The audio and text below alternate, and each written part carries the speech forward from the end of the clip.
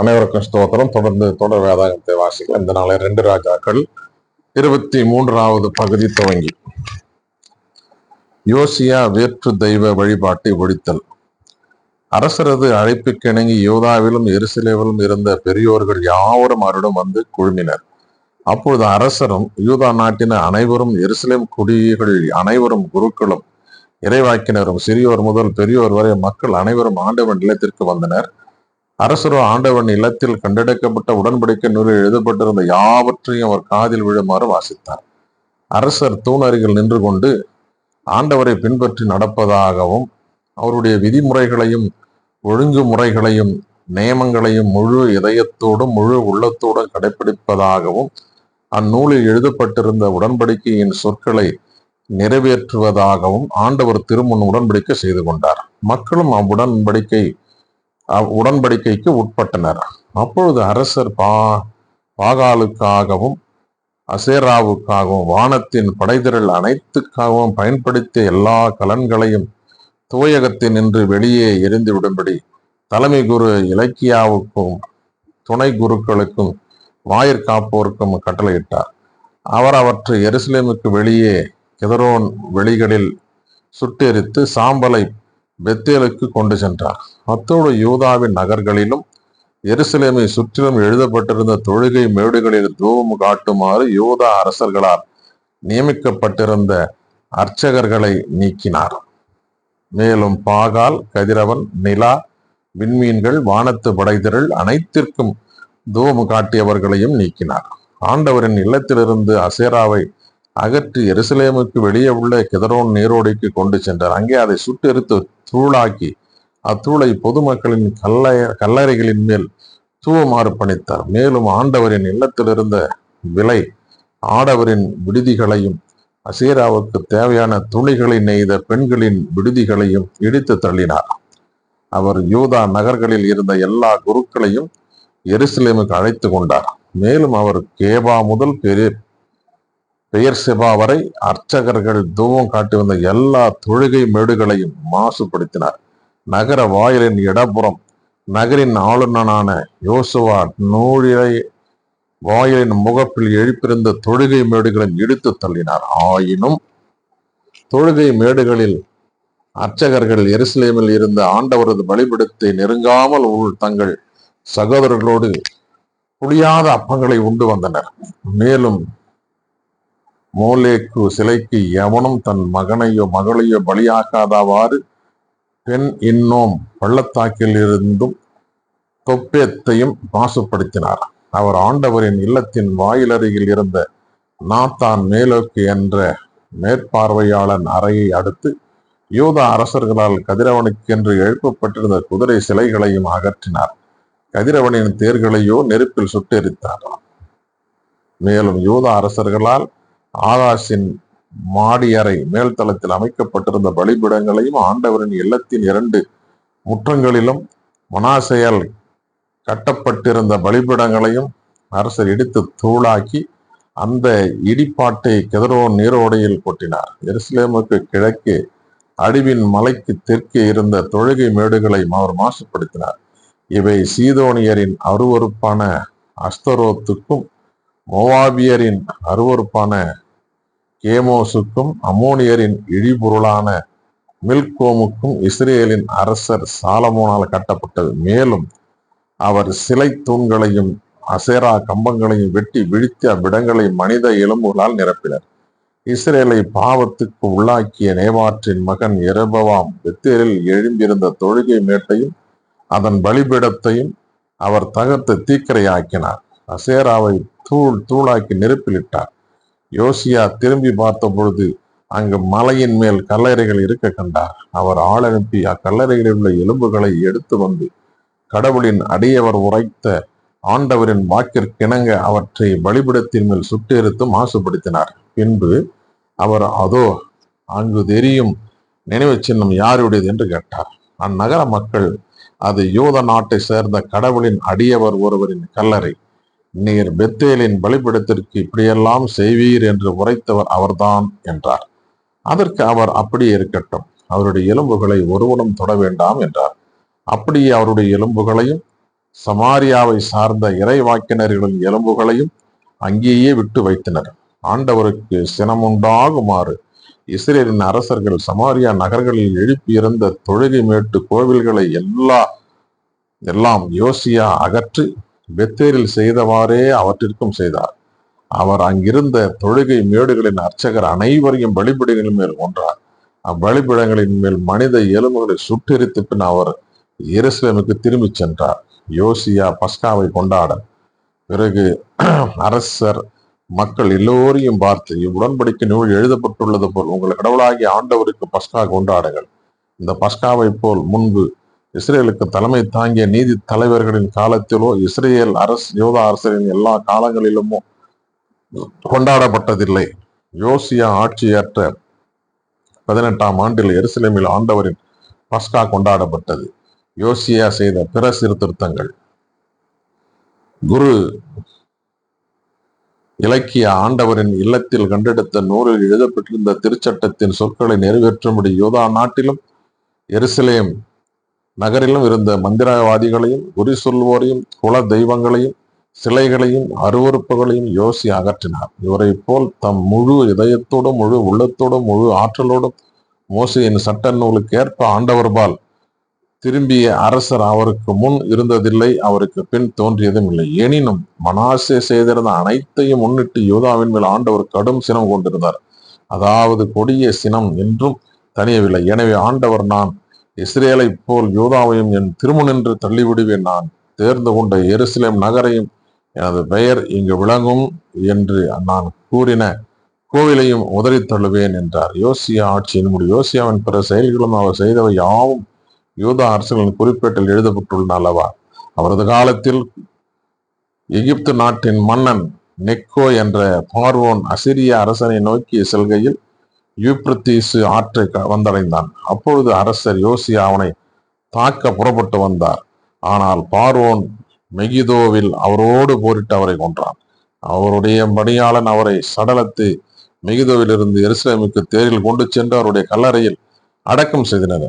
பிறகு நாட்டு மக்கள் யோசியாவின் மகன் யோவகாசை தேர்ந்தெடுத்து திருப்பொழிவு செய்து அவருடைய தந்தைக்கு பதிலாக அவனை அரசனாக்கினர். யூதா அரசன் யோவகாசு அரசனான பொழுது அவனுக்கு வயது 23. அவன் எருசலேமில் 3 மாதங்கள் ஆட்சி செய்தான். லிப்னாவை சார்ந்த எரேமியாவின் மகள் அம்மூற்றல் என்பவளே அவனுடைய தாய். யோவகாசு தன் மூதாதையர் செய்த அனைத்தின்படி ஆண்டவரின் பார்வையில் தீர்ந்தெடுப்பதை செய்தான். அவன் எருசலேமில் அரசாளாதபடி ஆமாத் நாட்டு எரிபலாவில் பார்வோன் நெக்கோ அவனை சிறையிலிட்டான். மேலும் யூதா நாடு 4000 கிலோ வெள்ளியும் 40 கிலோ பொன்னும் கப்பமாக செலுத்த வேண்டும் என்று கட்டளையிட்டான். பார்வோன் நெக்கோ யோசியாவின் மூத்த மகன் எலியாக்கிமை அவனுடைய தந்தைக்கு பதிலாக அரசனாக்கி அவனுடைய பெயரை யோயாக்கீம் என்று மாற்றினார். பின்னர் அவனால் எகிப்துக்கு இழுத்து செல்லப்பட்ட யோவகாசு அங்கேயே இறந்தான். யூதா அரசன் யோயாக்கீம். பார்வோனின் கட்டளைப்படி வெள்ளியையும் பொன்னையும் செலுத்த எண்ணிய யோயாக்கீம் தம் நாட்டு மக்கள் ஒவ்வொருவர் மேலும் வரி விதித்தான். அவரவர் நிலைக்கேற்ப அவன் வெள்ளியும் பொன்னும் மிகுதியாக திரட்டி அவற்றை பார்வோன் நெக்கோவுக்கு செலுத்தினான். யோயாக்கீம் அரசனான போது அவனுக்கு வயது 25. அவன் 11 ஆண்டுகள் எருசலேமில் அரசாண்டான். ரூமாவை சார்ந்த பெதாயாவின் மகள் செபுதா என்பவளே அவனுடைய தாய். யோயாக்கீம் தன் மூதாதையர் செய்த அனைத்தின்படி ஆண்டவன் பார்வையில் தீர்ந்தெடுக்கப்பட்டதை செய்தான். 24வது பகுதியை தொடர்ந்து வாசிக்கலாம். அவனது ஆட்சி காலத்தில் பாபுலோன் மன்னன் நேபுகத்நேசர் யூதாவின் மேல் படையெடுத்து வந்தான். எனவே யோயாக்கீம் 3 ஆண்டுகள் அவனுக்கு அடிபணிந்திருந்தான். பின்பு மனதை மாற்றிக்கொண்டு அவனுக்கு எதிராக கிளர்ச்சி செய்தான். ஆண்டவர் கல்தேயா, சிரியா, மோவாபு, அம்மோன் ஆகிய மக்கள் இனங்களை சார்ந்த கொள்ளை கூட்டத்தரை அவன் மீது ஏவிவிட்டார். அவர்தம் அடியாரான இறைவாக்கினர் மூலம் உரைத்திருந்த வாக்கின்படி யூதாவுக்கு எதிராக அதனை அழிப்பதற்காகவே அவர்களை அங்கே அனுப்பினார். உண்மையாகவே ஆண்டவரின் கட்டளைப்படி மனாசேயின் பாவங்களை முன்னிட்டும் அவன் செய்த எல்லா காரியங்களையும் முன்னிட்டும் அவர்களை தம் திருமுனின்று தள்ளிவிடுமாறு இவையெல்லாம் யூதாவுக்கு நிகழ்ந்தன. மேலும் அவன் குற்றமற்றவர்களின் குருதியை சிந்தியதாலும் எருசலேமை மாசற்றவர்களின் குருதியால் நிரப்பியதாலும் ஆண்டவர் அவனை மன்னிக்க மறுத்து விட்டார். யோயாக்கினின் பிற செயல்களும் அவன் செய்தவை யாவும் யூதா அரசர்களின் குறிப்பில் எழுதப்பட்டுள்ளன அல்லவா? யோயாக்கிம் தன் மூதாதியரோடு துயில் கொண்டான். அவனுக்கு பின் அவன் மகன் யோயாக்கின் அரசனானான். எகிப்திய மன்னன் மீண்டும் தன் நாட்டை விட்டு போருக்கென வெளிவரவில்லை. ஏனெனில் எகிப்திய நதி முதல் யூப்ரத்திஸ் ஆறு வரை எகிப்திய மன்னன் கைவசம் இருந்த அனைத்தையும் பாபிலோனிய மன்னன் கைப்பற்றி கொண்டான். யூதா அரசன் யோயாக்கின் அரசனான போது அவனுக்கு 18 வயது. எருசலேமின் 3 மாதமே அவன் அரசாண்டான். எருசலேமை சார்ந்த எல் நாத்தானின் மகள் நெகுஸ்தா என்பவளே அவனுடைய தாய். யோயாக்கின் தன் தந்தை செய்த அனைத்தின்படியே ஆண்டவரின் பார்வையில் தீதனப்பட்டதை செய்தான். அக்காலத்தின் பாபிலோனிய மன்னன் நேபுகத் நேசரின் படை வீரர் எருசலேமின் மீது படையெடுத்து வந்து நகரை முற்றுகையிட்டனர். அப்பொழுது பாபிலோனிய மன்னன் நேபுகத் நேசரும் வந்து நகரை முற்றுகையிட்டு இருந்த வீரர்களோடு சேர்ந்து கொண்டான். எனவே யூதாவின் அரசன் யோயாக்கினும் அவன் தாயும் அவன் அலுவலர்களும் தலைவர்களும் அதிகாரிகளும் பாபிலோன் மன்னனிடம் சரணடைந்தனர். அவனை பாபிலோன் மன்னன் தான் ஆட்சியற்ற 8ஆம் ஆண்டில் சிறைப்படுத்தினான். பின்பு அவன் ஆண்டவரின் இல்லத்திலும் அரண்மனையிலும் இருந்த செல்வங்களை எல்லாம் எடுத்து சென்றான். ஆண்டவர் உரைத்த வாக்கின்படி ஆண்டவரின் இல்லத்தில் இஸ்ரவேலின் அரசர் சாலமோன் செய்து வைத்திருந்த எல்லா பொன்கலன்களையும் துண்டு துண்டாக்கினான். மேலும் அவன் எருசலேம் முழுவதையும் தலைவர்கள் அனைவரையும் ஆற்றல் வாய்ந்த 10,000 படை வீரர்களையும் சிற்ப கலைஞர்களையும் கொல்லர்களையும் நாடு கடத்தினான். நாட்டில் ஏழை மக்களை தவிர எவரையும் விட்டு வைக்கவில்லை. மேலும் அவன் யோயாக்கினையும் அரசனின் தாயையும் மனைவியரையும் அவனுடைய அதிகாரிகளையும் நாட்டின் தலைவர்களையும் எருசலேமிலிருந்து பாபிலோனுக்கு நாடு கடத்தினான்.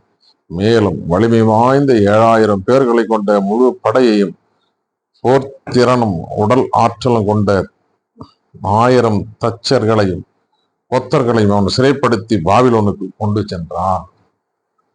யோயாக்கினுக்கு பதிலாக அவனுடைய சிறிய தந்தை மத்தனியாவை அரசனாக்கி அவனது பெயரை செதேக்கியா என்று மாற்றினான். யூதாவின் அரசன் செதேக்கியா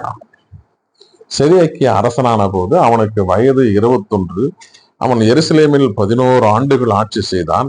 லிப்னாவை சார்ந்த எரேமியாவின் மகள் அமுற்றால் என்பவளே அவன் தாய். யோயாக்கிம் செய்தது போல செதேக்கியாவின் ஆண்டவரின் பார்வையில் தீதனப்பட்டத அனைத்தையும் செய்தான். ஆண்டவர் எருசலேமையும் யூதாவையும் தம் முன்னின்று தள்ளிவிடும் அளவுக்கு அவற்றின் மீது சினம் கொண்டார். மேலும் செதேக்கியா பாபிலோனிய மன்னனுக்கு எதிராக கிளர்ச்சி செய்தான். எருசலேமின் வீழ்ச்சி 25வது பகுதியை வாசிக்கலாம் தொடர்ந்து. செதேக்கியாவானது ஆட்சியில் 9ஆம் ஆண்டு 10ஆம் மாதம் 10ஆம் நாளில் பாபிலோனிய மன்னன் நேபுகத்நேசர் தன் எல்லா படைகளோடும் எருசலேமுக்கு எதிராக வந்து பாளையம் இறங்கி அதை சுற்றிலும் முற்றுகை தளம் எழுப்பினான். இவ்வாறு அரசன் செதேக்கியா ஆட்சியற்ற 11ஆம் ஆண்டு வரை நகர் முற்றுகைக்கு உள்ளாயிருந்தது. அவ்வாண்டு 4ஆம் மாதம் 9ஆம் நாள் நகரில் பஞ்சம் கடுமையாயிற்று.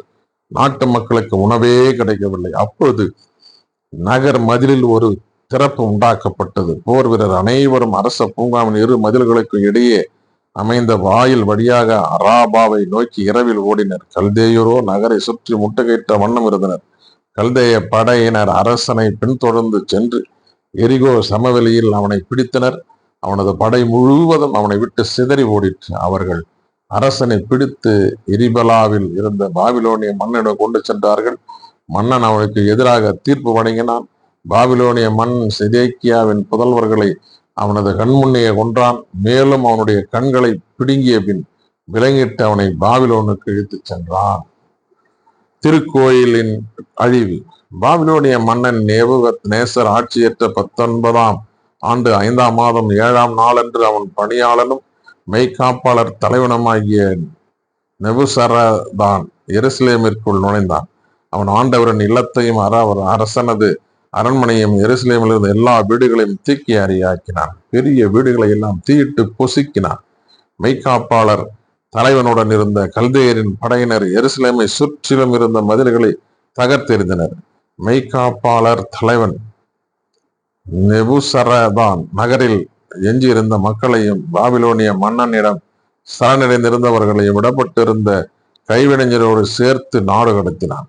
மெய்காப்பாளர் தலைவன் திராட்சை தோட்டங்களையும் வயல்களையும் கவனிக்கும் பொருட்டு நாட்டின் ஏழைகள் சிலரை அங்கேயே விட்டு வைத்தான். ஆண்டவரின் இல்லத்தில் இருந்த வெண்கல தூண்களையும் தள்ளு வண்டிகளையும் வெண்கல கடலையும் கல்தேயர் தூளாக்கி வெண்கலத்தை பாபிலோனுக்கு கொண்டு சென்றனர்.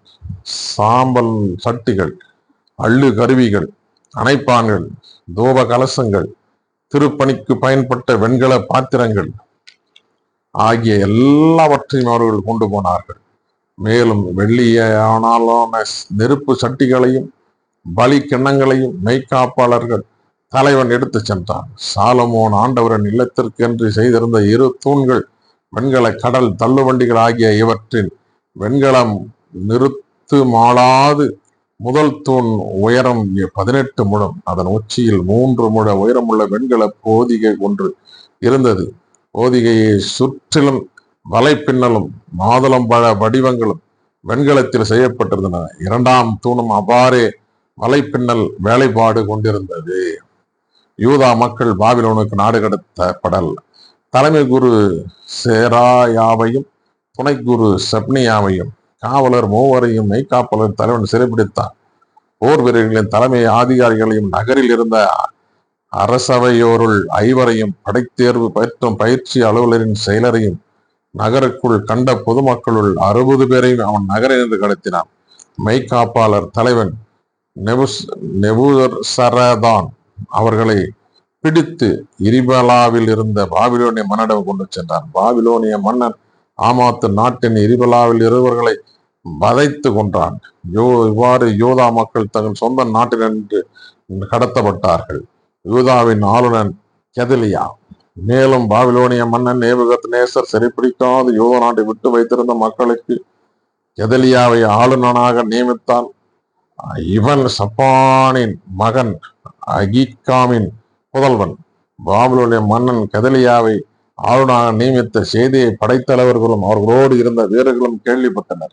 எனவே நெத்தனியா மகன் இஸ்மவேல், காரயாகு மகன் யோகனான், நெட்ரோபாவை சார்ந்த தன் குமத்து மகன் செராயா, மக்காவை சார்ந்த யாசனியா ஆகியோர் தம் ஆள்களுடன் மிஸ்வாவிலிருந்து கெதலியாவிடம் வந்தனர்.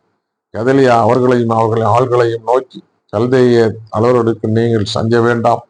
உங்கள் நாட்டில் இருந்து கொண்டு பாபிலோனிய மன்னனுக்கு பணிவிடை செய்யுங்கள், அது உங்களுக்கு நல்லது என்று ஆணையிட்டு கூறினான். 7ஆம் மாதத்தில் அரச குலத்தை சார்ந்த எலிசாமாவின் புதல்வனான நெத்தனியா மகன் இஸ்மையில் 10 ஆள்களுடன் வந்து கெதலியாவையும் அவருடன் மிஸ்பாவில் இருந்த யோதரையும் கல்தேயரையும் தாக்கி கொன்றான். அப்பொழுது மக்கள் யாவரும் சிறியோர் முதல் பெரியோர் வரை கல்தேயர்களுக்கு தஞ்சம் அஞ்சி தங்கள் படை தலைவர்களோடு எகிப்துக்கு ஓடி போனார்கள். யோயாக்கின் விடுதலை. யோதா அரசன் யோயாக்கினுடைய அடிமை தளத்தின் 37ஆம் ஆண்டு 12ஆம் மாதம் 27ஆம் நாளன்று, அதாவது பாபிலோனிய மன்னன் எபில்மேரோதாக்கு ஆட்சியேற்ற ஆண்டில் யோதா அரசன் யோயாக்கினை தலைநிமிர செய்து சிறை நின்று விடுவித்தான். அவன் யோயாக்கினுடன் கனிவாய் பேசி பாபிலோனில் தன்னுடன் அரசர்களுக்கு இல்லாத சிறப்பை அவனுக்கு அளித்தான். எனவே யோயாக்கின் தன் சிறை உடைகளை களைந்தெறிந்தான். அவன் தன் வாழ்நாளெல்லாம் அரசனுடன் தவறாது விருந்து வந்தான். அவனுடைய அன்றாட தேவைகளுக்காக அவன் வாழ்நாள் முழுவதும் மன்னனால் அவனுக்கு ஒவ்வொரு நாளும் செலவுபடி வழங்கப்பட்டு வந்தது. வாசிக்க தெரிந்து கொள்ளப்பட்ட 2 அரசர்களின் புத்தகம் 23, 24, 25 வாசித்து முடிந்தாயிற்று. இதனோடு 2 அரசர்களின் புத்தகம் நிறைவடைந்தது. கடவுளுக்கு மகிமையும் மாட்சிமையும் சதா காலையும் உண்டாகட்டும். தொடர்ந்து இந்த தொடர் வேதாகமத்தில் இணைந்திருங்கள். கர்த்தர் நம்மையும் நம் குடும்பங்களை ஆசீர்வதிப்பார். நாளை தினத்தில் இருந்து நாளாகம புஸ்தகம் 1ஆம் பகுதியை நாம் வாசிக்க ஆரம்பிக்கலாம். 1 குறிப்போடு வாசிக்க ஆரம்பிக்கலாம். பெரியமானவர்களே, தொடர்ந்து இந்த தொடர் வேதாம வாசிப்பில் இணைந்திருங்கள். கர்த்தர் நம்மையும் நம் குடும்பங்களையும் பிள்ளைகளையும் பிள்ளைகளுடைய எதிர்கால வாழ்வையும் ஆசீர்வதித்து காத்து வழிநடத்துவாராக. ஆமென்.